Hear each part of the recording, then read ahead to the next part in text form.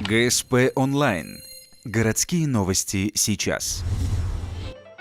Четверг, 16:00. В библиотеке семейного чтения открытие комнаты детства. Первыми сюда заходят малыши из подготовительной группы детского сада номер 2. На пути к заветной двери их ждут различные загадки. Только разгадав их, дети получают волшебный ключ. И вот уже юные читатели листают новые энциклопедии и книги-пазлы. Эта комната уникальна, причем не только для нашего города, но и для всей республики. Новшество создано в рамках проекта «Библия-няня».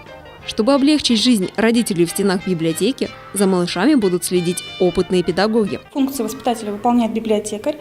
Библиотекарь здесь выполняет роль может почитать ребенку книгу, сказку, поиграть с ним в игры, порисовать. Эта книга решена всяких технических средств. То есть именно игровой момент, который на сегодняшний день в домашних условиях очень сложно выполнить. Комнату детства удалось создать благодаря выигранному гранту. Проект Ольги Ткаченко, директора Центральной библиотеки, занял в январе первое место. В этом году на получение денежного приза представлен еще один проект. Однако его идея пока держится в тайне.